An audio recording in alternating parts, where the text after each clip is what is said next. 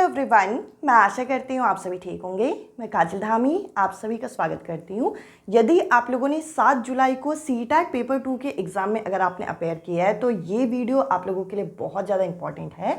जैसा कि हम सभी जानते हैं कि CTET की ऑफिशियल वेबसाइट पे कल CTET का जो आंसर की है यहाँ पे रिलीज़ किया गया है और आप लोगों ने जब अपने आंसर मैच किए होंगे तो आप लोगों को साइंस के सेक्शन में यहाँ पे कई क्वेश्चंस में मिस्टेक लगी होगी, या तो अपने आंसर्स में या तो ऑफिशियल आंसर की में। तो मैं आप लोगों के साथ कुछ पर्टिकुलर क्वेश्चन यहाँ पे डिस्कस करना चाहूँगी जिनको आप यहाँ पे चैलेंज कर सकते हैं, और कुछ पर्टिकुलर क्वेश्चन ऐसे हैं जिनमें चैलेंज करने के बाद आपको 100% यहाँ पे मार्क्स मिलेंगे। अब देखिए, आप लोगों का पेपर सेट जो भी होगा, यहाँ पे मैं क्वेश्चन आप लोगों के सामने शो कर रही हूँ, इन क्वेश्चंस को जरूर देखिएगा।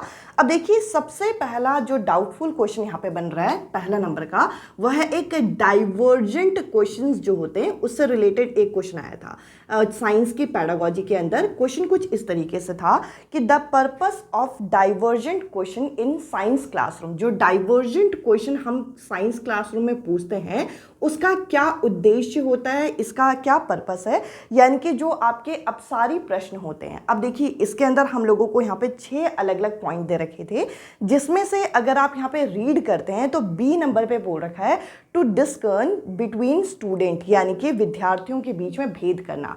कभी भी हम लोगों को पैडागोजी में बोला जाता है कि भेद करना यानी कि डिस्कर्न करना, ऐसा वर्ड जो है एक नेगेटिव वर्ड होता है, और CTET की ऑफिशियल आंसर की में इस चीज़ को यहाँ पे करेक्ट बोला है। तो यदि आप लोग अपनी आंसर की को मैच कर रहे हैं और आप लोगों का स्कोर यहाँ पे जनरल में 89 या फिर OBC में 81 बन रहा है, तो इस क्वेश्चन में चैलेंज करना पक्का बनता है, क्योंकि इस क्वेश्चन में आप लोगों को 110% मार्क्स मिलेंगे। चाहे आपका स्कोर ज़्यादा भी हो तो इस क्वेश्चन को चैलेंज करना बनता है, क्योंकि ये क्वेश्चन यहाँ पे 110% गलत दे रखा है।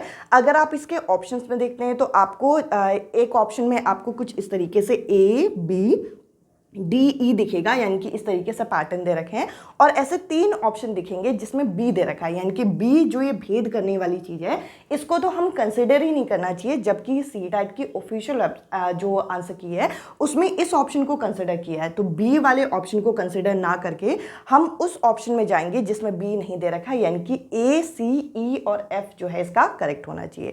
एक तो पहला क्वेश्चन आप लोगों का ये जो डाइवर्जन यानी कि अपसारी प्रश्न है, इससे रिलेटेड आप लोगों का मिस्टेक देखने को मिला है। इसके अलावा अगर हम पर्सनल लेवल पे देखें तो एक और क्वेश्चन आप लोगों का दिया हुआ था पॉलिनेशन, जो आपका परागन होता है उससे रिलेटेड क्वेश्चन, और इस क्वेश्चन का जो NCERT प्रूफ है ये मैं आप लोगों को यहाँ पे शो करूंगी। अब देखिए, क्वेश्चन कुछ इस तरीके से है कि which of the following statement is true, इनमें से कौन सा स्टेटमेंट यहाँ पे सही दे रखा है वो दे रखा है। और पहला स्टेटमेंट क्या है कि self pollination takes place only in bisexual flower. अब देखिए, 2 तरीके के फ्लावर होते हैं, एक होता है आपका बाइसेक्सुअल और एक होता है आपका यूनिसेक्सुअल। अगर हम यहाँ पे बाइसेक्सुअल फ्लावर की बात करें तो बाइसेक्सुअल फ्लावर जिसमें दोनों ही सेक्सेस यहाँ पे प्रेजेंट होते हैं, और यूनिसेक्सुअल फ्लावर जिसमें या तो आपका मेल गैमेट या तो आपका फीमेल गैमेट हो। अब देखिए, सेल्फ पॉलिनेशन यहाँ पे एक टर्म लिखा हुआ है कि सेल्फ पॉलिनेशन क्या है, और NCERT में अगर आप सेल्फ पॉलिनेशन की डेफिनेशन पढ़ते हैं तो सेल्फ पॉलिनेशन में क्या बोल रखा है कि सेल्फ पॉलिनेशन आपका कब होता है, जब यहाँ पे आपका पॉलन ग्रेन जो है स्टिग्मा पे आपका लैंड करे, वो भी या तो आपका सेम फ्लावर पे, सेम फ्लावर का कहने का मतलब क्या है, यानी कि बाइसेक्सुअल पे, या फिर यहाँ बोल रखा है another flower of same plant. Another flower of same plant का मतलब क्या है कि किसी दूसरे फूल पे, वो भी सेम प्लांट के, यानी कि ये यूनिसेक्सुअल की बात कर रहा है। तो अगर हम सेल्फ पॉलिनेशन की डेफिनेशन की 2 लाइन पढ़ते हैं कि सेल्फ पॉलिनेशन कब होता है, जब आपका जो यहाँ पे एंथर से जो पॉलन निकलेगा वो आपका सेम फ्लावर पे लैंड करेगा। सेम फ्लावर पे लैंड करना मतलब उसमें यहाँ पे आपका मेल गैमेट और फीमेल गैमेट दोनों होंगे, यानी कि बाइसेक्सुअल फ्लावर की बात कर रहा है। और यहाँ पे जो another flower of same plant लिखा हुआ है, इसका मतलब क्या है कि ये यूनिसेक्सुअल फ्लावर की बात कर रहा है। इन शॉर्ट कहने का मतलब ये है कि इस क्वेश्चन में ये जो लाइन आपको यहाँ पे दे रखी है कि सेल्फ पॉलिनेशन जो सिर्फ आपका बाइसेक्सुअल फ्लावर में होगा, ये आपका रॉन्ग है। ये आपका बाइसेक्सुअल और यूनिसेक्सुअल फ्लावर दोनों में ही होना चाहिए। तो स्टेटमेंट ए जो है ये आपका फॉल्स दे रखा है। तो इस हिसाब से ये क्वेश्चन भी NCERT के प्रूफ के साथ आप लगा सकते हैं। इस क्वेश्चन में मिस्टेक देखने को मिलेगी। इसके अलावा नेक्स्ट एक और क्वेश्चन यहाँ पे अगर आप देखते हैं तो इस क्वेश्चन में आप लोगों को यहाँ पे क्या दे रखा है, यहाँ पे एक अडेप्टेशन से रिलेटेड क्वेश्चन था जिसमें हम लोगों को ये बोल रखा है कि बच्चों के जो ऑल्टरनेटिव कॉन्सेप्शन है इसको आप किस तरीके से यहाँ पर दूर करोगे। अब देखिए इस क्वेश्चन में मुझे पर्सनल लेवल पे थोड़ा सा डाउट है।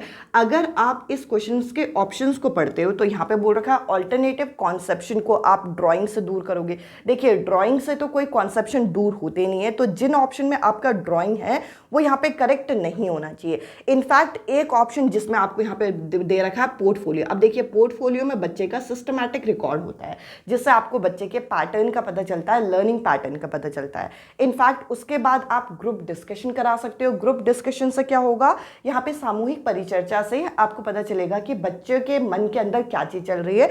इसके बाद आप उसके अनुसार यहाँ पे डायग्नोस्टिक क्वेश्चनेयर तैयार कर सकते हो, यानी कि जो उपचारात्मक प्रश्न है वो तैयार कर सकते हो और बच्चे को रेमेडी दे सकते हो। तो इस क्वेश्चन में जो पोर्टफोलियो, ग्रुप डिस्कशन और डायग्नोस्टिक क्वेश्चन वाला था, ये ऑप्शन यहाँ पे करेक्ट होने चाहिए। अब देखिए अगर यहाँ पे 3 क्वेश्चन में आप ऑब्जेक्शन लगाते हो और ये 3 क्वेश्चन यहाँ पे करेक्ट होते हैं तो बहुत सारे कैंडिडेट ऐसे हैं जिनके 87 से लेकर 90 तक के बीच में आ रहे हैं, या फिर आप मान के चलिए 78 से लेकर 92 के बीच में आ रहे हैं। वे सभी कैंडिडेट जो ओबीसी या जनरल कैंडिडेट हैं उनका यहाँ पे स्कोर जो है इंक्रीज होगा। अब कुछ और डाउट है यहाँ पे।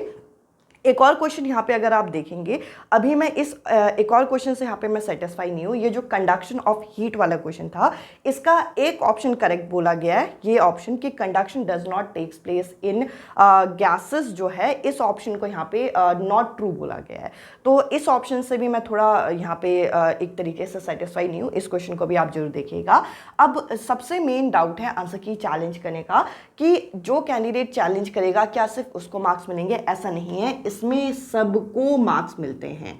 यानी कि अगर वो क्वेश्चन एक्चुअल में गलत होगा तो सभी कैंडिडेट को मार्क्स मिलेंगे। आपके कोई रिवाइज आंसर की नहीं आएगी। अगर मान के चलिए किसी कैंडिडेट के 89 बैठ रहे हैं या 81 बैठ रहे हैं या फिर 88 बैठ रहे हैं और 2 क्वेश्चन आपके करेक्ट हो जाते हैं, जैसे कि मैंने अभी डिस्कस करने की कोशिश की है, तो आपके मार्क्स इंक्रीज होके डायरेक्ट रिजल्ट में आएंगे। और इस वीडियो को बनाना इसलिए भी जरूरी था क्योंकि ये जो कॉमन डाउट है इन क्वेश्चन में। इसके अलावा एक क्वेश्चन था ऑब्जर्वेशन और इन्फ्रेंस वाला है। इसमें सीटेट के द्वारा यहाँ पे एयर जो है वो हीटिंग के थ्रू एक्सपैंड होती है, इसको इन्फ्रेंस माना है, तो आप इसके थ्रू ही जाएंगे। इसमें आप ऑब्जेक्शन मत लगाइएगा। मेनली ऑब्जेक्शन वाले क्वेश्चन आप लोगों के ये हैं। और कंडक्शन ऑफ हीट को एक बार एनसीईआरटी से अच्छे से पढ़िएगा, उसके बाद आप देखिएगा उसमें ऑब्जेक्शन लग सकता है या नहीं लग सकता। अदरवाइज मेन ऑब्जेक्शन वाले क्वेश्चन मैंने आप लोगों के साथ यहाँ पे डिस्कस किए हैं। आई होप इस वीडियो से आप लोगों को एक आइडिया लगा होगा कि इन क्वेश्चन में अगर आप ऑब्जेक्शन लगाते हैं तो यहाँ पे आपको मार्क्स मिल सकते हैं। और हाँ, मार्क्स इंक्रीज होते हैं इन क्वेश्चंस में अगर आप ऑब्जेक्शन लगाएंगे तो डेफिनेटली 1 से 2 मार्क्स। मैं ये नहीं कह रही कि बिल्कुल 5 नंबर बढ़ जाएंगे। फॉर एग्जांपल जिसके 75 है, मैं ये नहीं कह रही कि 82 हो जाएंगे, या फिर जिसके 85 है बिल्कुल 90 हो जाएंगे, बट आपके 2 से 3 नंबर या 1 से 2 नंबर डेफिनेटली आपके बढ़ेंगे। तो जरूर आप ऑब्जेक्शन लगाइएगा। और कहीं ना कहीं किसी एक पर्टिकुलर क्वेश्चन में एक बार ऑब्जेक्शन लग जाता है तो उसमें मार्क्स बढ़ते हैं। तो अगर आप पर्सनल लेवल पे ऑब्जेक्शन नहीं भी लगा पा रहे तो इतने क्वेश्चन ऐसे मिस्टेक्स वाले हैं तो ऑलरेडी कैंडिडेट्स ने ऑब्जेक्शन लगा दिया होगा। यहाँ पर इसका एनसीईआरटी प्रूफ अगर आपको नहीं मिल रहा तो मैंने साइड में तो कटिंग लगाई है, बाकी टेलीग्राम ग्रुप में भी मैंने कुछ देर पहले शेयर किया था, तो आप वहाँ पर से भी इस चीज़ को देख सकते हैं। आज की इस वीडियो में इतना ही। आई होप इस वीडियो को देख के एक रिलीफ आपको मिला होगा कि जो 1 या 2 नंबर से आपका पेपर रह रहा था वो अब यहाँ पे क्लियर हो जाएगा। बाकी उन सभी कैंडिडेट को कॉन्ग्रेचुलेशन जिनके मार्क्स जो है बॉर्डर लाइन से थोड़े ऊपर बन रहे हैं, उनके मार्क्स तो कहीं ना कहीं इंक्रीज ही होंगे अगर यहाँ पे इन क्वेश्चंस में ऑब्जेक्शन लगता है। बाकी जिन कैंडिडेट के यहाँ पे मार्क्स जो है बॉर्डर लाइन में है उनको भी यहाँ पे एक रिलीफ मिल जाएगी अगर आपको इन क्वेश्चंस में मार्क्स मिलते हैं। आज की इस वीडियो में इतना ही। और हाँ, जो कैंडिडेट बिल्कुल ही बॉर्डर लाइन को टच भी नहीं कर रहे, लाइक 75 में है या फिर 85 में है जनरल कैंडिडेट, वो नेक्स्ट सीटेट एग्जाम की तैयारी कर सकते हैं। बाकी पेड नोट्स जो कि हैंड रिटन फॉर्म में जो मेरे थ्रू लिखे हुए हैं, इस नंबर पे आप व्हाट्सअप कर सकते हैं, इस नंबर के थ्रू आपको मिल जाएगा। आज की इस वीडियो में इतना ही। अब मैं आपसे मिलती हूँ अगली वीडियो में अगले टॉपिक के साथ। Bye bye, take care.